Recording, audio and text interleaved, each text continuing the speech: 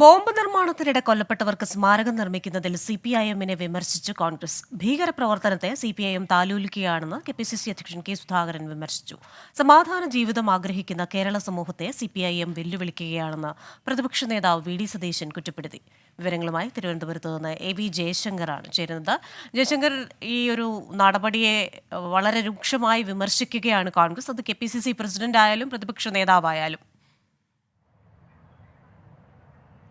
അതായത് ക്രിസ്റ്റീന, ഈ ബോംബ് സ്ഫോടനത്തിൽ കൊല്ലപ്പെട്ട പ്രവർത്തകർക്ക് CPM സ്മാരകം നിർമ്മിക്കുന്നതിനെ കോൺഗ്രസ് രൂക്ഷമായ രീതിയിലാണ് വിമർശിക്കുന്നത്.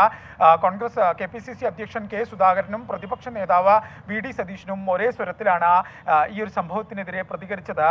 ഭീകര സംഘടനയായ താലിബാൻ ചെയ്യുന്ന അതേ പ്രവർത്തനമാണ് കേരളത്തിൽ CPM ചെയ്യുന്നത്.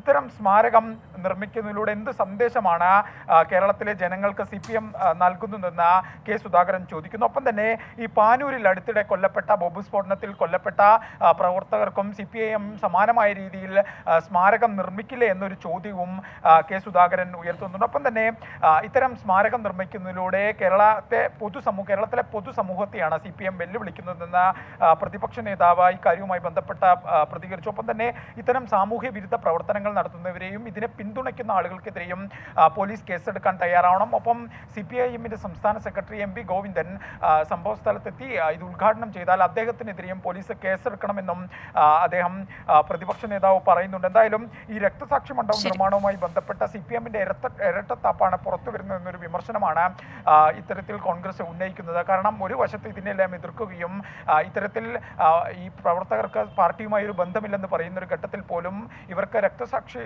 മണ്ഡപം സ്മാരകങ്ങൾ നിർമ്മിക്കാൻ CPM ഔദ്യോഗിക തലത്തിൽ തന്നെ ഇടപെടൽ നടത്തുമ്പോൾ സംസ്ഥാന സെക്രട്ടറി തന്നെ ഇതിന്റെ ഉദ്ഘാടനത്തിന് എത്തുമ്പോൾ ഇതിനെ രാഷ്ട്രീയ ഇരട്ടത്താപ്പാക്കി ഉയർത്തിക്കാണിക്കാനാണ് നിലവിൽ കോൺഗ്രസിന്റെ ശ്രമം. അതുകൊണ്ട് തന്നെയാണ് പ്രതിപക്ഷ നേതാവും KPCC അധ്യക്ഷനും ഇതിനെ ഒരേ സ്വരത്തിൽ വിമർശിച്ചു. എന്തായാലും ഈ അത്തരം അക്രമ രാഷ്ട്രീയത്തെ പിന്തുണയ്ക്കുന്ന നിലപാട് ഒരിക്കലും അംഗീകരിക്കാൻ സാധിക്കില്ലെന്ന നിലപാടിലാണ് കോൺഗ്രസ്. ഈ വിഷയം ഉയർത്തിക്കാട്ടി CPMനെ പ്രതിരോധത്തിലാക്കാനും കോൺഗ്രസ് ശ്രമമുണ്ട്. എന്തായാലും ഈ പരിപാടിയിൽ ഗോവിന്ദൻ മാഷ് പങ്കെടുക്കുമോ ഇല്ലേ എന്നൊരു ചോദ്യം നിലവിൽ നിലനിൽക്കുന്നുണ്ട്.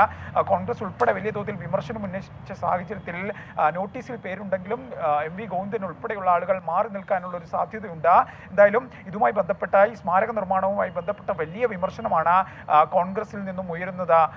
ക്രിസ്റ്റീന, ശരി, തിരുവനന്തപുരത്ത് നിന്ന് വിശദാംശങ്ങൾ നൽകുകയായിരുന്നു A.V. ജയശങ്കർ.